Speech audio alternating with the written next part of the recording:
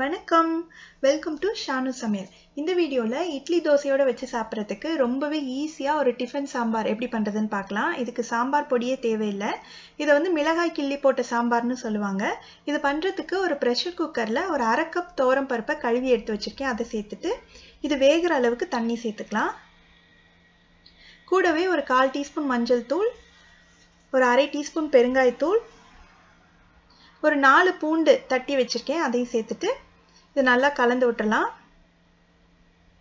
எப்பவுமே பருப்பு வேக வைக்கும்போது கொஞ்சமா எண்ணெய் சேர்த்தோம்னா பருப்பு சீக்கிரமா நல்லா மசிஞ்சு வெந்துடும். அதனால ஒரு 1/2 டீஸ்பூன் மட்டும் எண்ணெய் சேர்த்துட்டு குக்கரை மூடி ஸ்டீம் வந்ததுக்கு அப்புறமா வெயிட் போட்டு 3 விசில் வேக வச்சு எடுத்துக்கோங்க. இப்போ வெந்துருச்சு, திறந்து பார்க்கலாம்.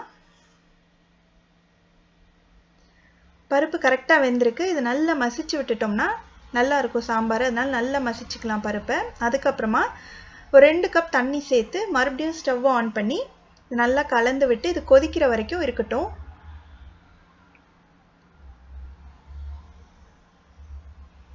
நல்லா கொதிக்க ஆரம்பிக்கும் போது நான் ஒரு பெரிய வெங்காயம், 2 சின்ன தக்காளி, ஒரு பச்சை மிளகாய் இது எல்லாத்தையும் நறுக்கி வச்சிருக்கேன். அதெல்லாம் சேர்த்துடலாம்.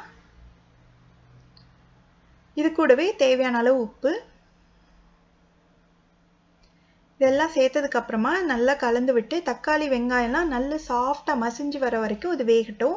ஒரு 10 நிமிஷம் இது நல்லா மீடியம் ஹீட்டில் நல்லா அது வெந்துட்டுருக்கட்டும். பார்த்திங்கன்னா ஒரு 10 நிமிஷம் ஆச்சு. இடையில கிண்டி விட்டுக்கோங்க, அடியில் போய் அடி பிடிச்சிடாமல் இருக்கணும்.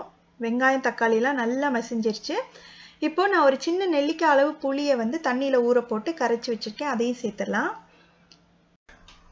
சேர்த்ததுக்கு அப்புறமா நல்லா கலந்து விட்டு அந்த புளியோட பச்சை வாசனை போகிற வரைக்கும் இது கொதிக்கட்டும். ஒரு 5 நிமிஷமாவது நல்லா கொதிக்கட்டும். அப்பப்போ இதை நல்லா கிண்டி விட்டுக்கோங்க. சாம்பார் வந்து இந்த அளவுக்கு கெட்டியாக இருக்குது.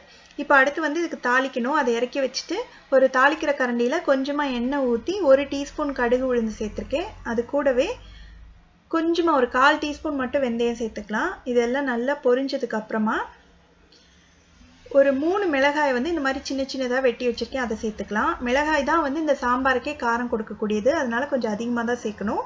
இது கூட கொஞ்சமாக கருவேப்பிலை, அவ்வளோதான். இதெல்லாம் நல்லா பொரிஞ்சதும் நம்ம இறக்கி வச்சுருக்க சாம்பாரில் சேர்த்து நல்லா கலந்து விட்டோம்னா சூப்பராக கமகமன் வாசனையோட ஒரு டிஃபன் சாம்பார் ரெடி ஆயிடுச்சு. நீங்களும் இந்த சிம்பிளான ரெசிபியை கண்டிப்பாக ட்ரை பண்ணி பார்த்துட்டு எப்படி வந்தது அப்படின்ற கமெண்ட்ஸை சொல்லுங்கள்.